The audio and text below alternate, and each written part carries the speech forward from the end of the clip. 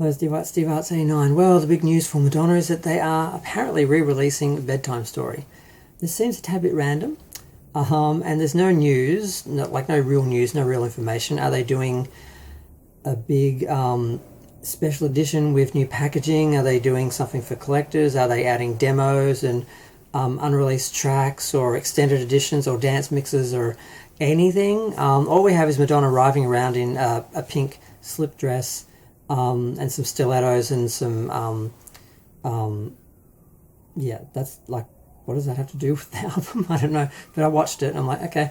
Got some attention. There were people actually like talking about it on mainstream media, and everyone's like, oh my god, she's re-releasing this classic album. I'm like, this is not going to be like Taylor Swift re-releasing all her re-recorded albums. It's just not. So I don't know what people are excited about, but at least maybe they'll get the damn cover right, because you all know the problem here, where in the original they had her laying on a bed upside down looking down, and they flipped the picture around and it looked gorgeous, and then for some reason they turned around and said no, she's upside down, and changed it. I don't know why they did this for a different cover. I've seen this is one that came in a box set, so it's not an actual booklet or anything from the CD, but they have done that version of the cover, which I don't have, but it's like, this is the original, I want to see that.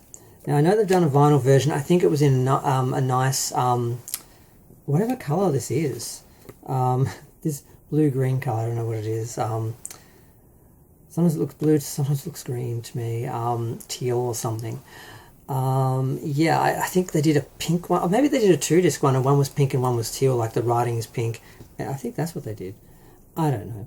Either way, I'm just like, okay, so she's doing a sequel to Confessions, and everyone's getting excited because they love Confessions, and now she's doing she's re-releasing Bedtime Stories, and it's like, this is just continuing the reductive, recessive thing everyone seems to be on at the moment, and I'm like, okay, do I have anything new to look forward to anytime soon? I mean, I've already heard Confessions, I've already got Bedtime Stories, and people are just going to say, oh, you're a hater, and I'm like, give me a new album, and I love it.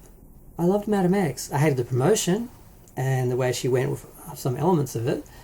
No one really got who the hell Madam X was or what it was meant to be. It didn't really connect.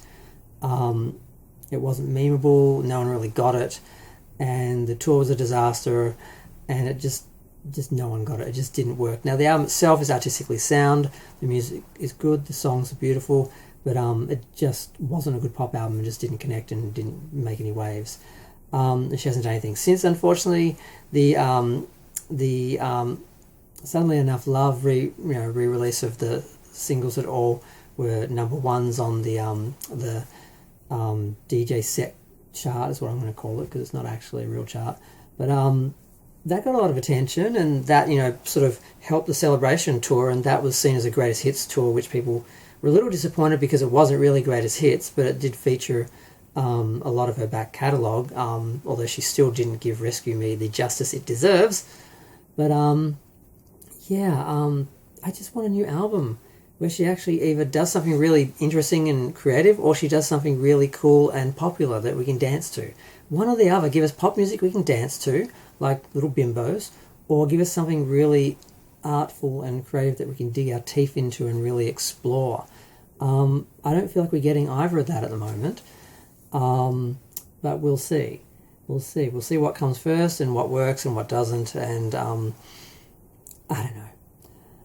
The other thing is that she supposedly premiered the new music for Confessions 2 at Chris Rock's 60th anniversary. Not to be confused with the 50th anniversary of Saturday Night Live, where everyone else was. But so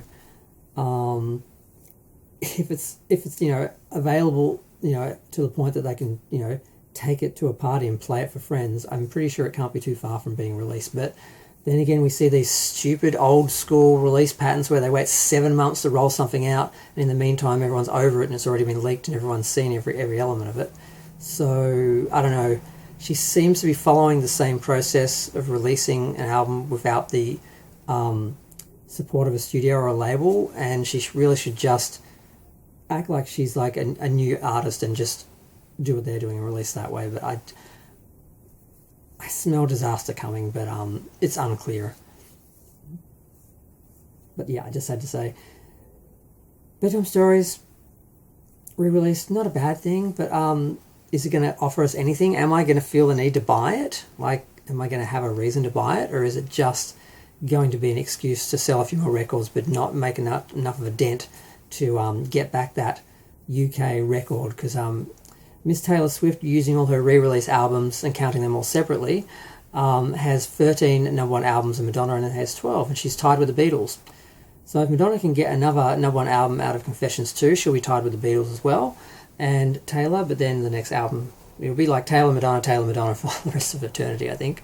But I'm going to go. Feel free to share, like, comment, subscribe. Let me know what you're thinking, unless you're just coming to call me a Madonna hater, because that's just redundant and reductive, and we know it's not true.